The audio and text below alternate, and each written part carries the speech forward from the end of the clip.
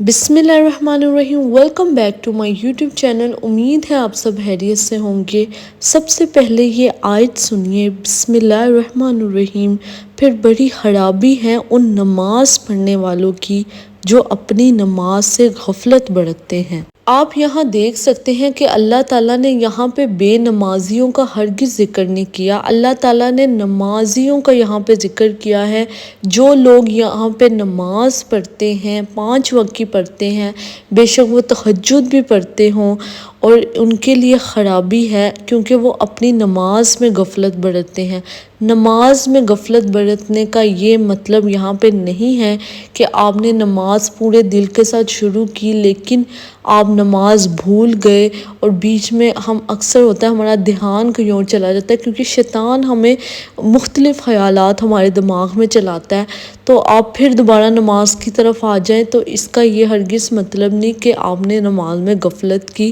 ایسے تو بہت نبیوں کے ساتھ بھی ہوتا تھا کہ وہ نماز پڑھتے پڑھتے بھول جایا کرتے تھے۔ یہاں پہ ان لوگوں کا ذکر ہوا ہے جو نماز وقت سے نہیں پڑھتے، نماز میں غفلت کرتے ہیں، جن کا دھیان بالکل نماز کی طرف نہیں ہوتا، لیکن وہ نماز پڑھ رہے ہوتے ہیں، وہ وضو بھی دل سے نہیں کرتے، وہ نماز اذان کی آواز سنتے ہیں لیکن ان کا دھیان نہیں ہوتا،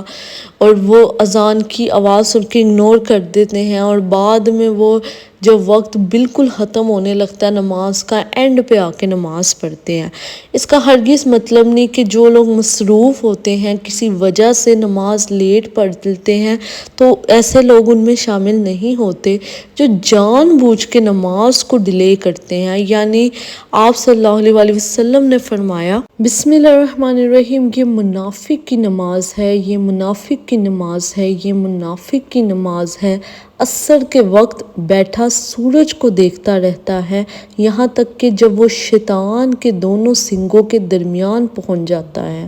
تو اٹھ کر 4 ٹھونگے مار لیتا ہے، جس میں اللہ کو کم ہی یاد کرتا ہے۔ اب اس حدیث سے آپ کو اندازہ ہو گیا ہوگا کہ اس آیت کا کیا مطلب ہے، کہ اللہ تعالیٰ آپ کو کہنا چاہتے ہیں کہ ایسی نماز کا کوئی فائدہ نہیں، اور یہ کبھی بھی کام نہیں آئے گی، بلکہ الٹا آپ کی خرابی کا باعث بنے گی آخرت میں،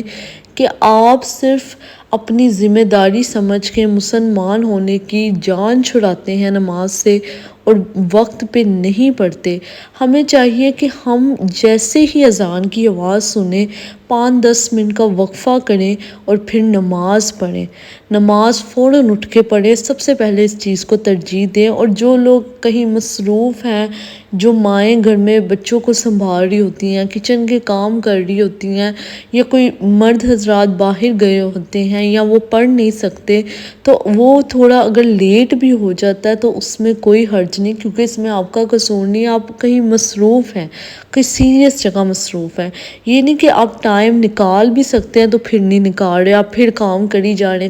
ہیں۔ آپ کو چاہیے کہ آپ زبردستی ٹائم نکالیں، لیکن بہت ہی اگر مجبوری، اگر آپ کی نماز لیٹ ہو رہی ہے لیکن آپ کا دل بھی ہے وقت سے پڑھنے کا، تو اس چیز کا آپ کو گناہ نہیں ہوگا، کیونکہ یہ آپ کی مجبوری ہے۔ تو آپ کو چاہیے کہ آپ اس چیز کو ترجیح دیں کہ آپ نماز پڑھ رہے ہیں تو اس نماز کا فائدہ بھی ہو، اور اس نماز کا آپ کو زندگی میں برکت بھی پڑے۔ یہ نہیں کہ آپ جس طرح حدیث کے مطابق ثابت ہو رہا ہے کہ صرف ٹھونگے مار رہے ہیں، کہ آپ صرف سر جھکا رہے ہیں، اٹھا رہے ہیں، اور ایکسرسائز کی طرح نماز کو لے کے جا رہے ہیں۔ آپ کو چاہیے کہ آپ نماز پڑھیں، خوشنودی کے ساتھ پڑھیں، دل کے ساتھ پڑھیں، اپنے ایک ایک لفظ کو سمجھ کے پڑھیں، اور اپنے نماز وقت کے ساتھ پڑھیں۔ وقت کے ساتھ نماز پڑھنا اتنا ضروری ہے کہ ہم لوگ یہ چیز بہت سے لوگ اگنور کر دیتے ہیں کہ اچھا ابھی پڑھتا ہوں، پڑھنے لگا ہوں، یہ کرتے ہی گھنٹہ 2 گھنٹے گزر جاتے ہیں، پتہ ہی نہیں چلتا، پھر وہ نماز آپ کی قضا میں آ جاتی ہے، اور اس نماز پڑھنے کا آپ کی جو ثواب ہوتا ہے وہ بھی کم ہو جاتا ہے۔ اور یہاں پہ آیت سے تو آپ کو پتہ چل گیا ہوگا کہ اللہ تعالیٰ نے ہی فرما دیا ہے کہ ان بندوں کے لیے بہت خرابی ہے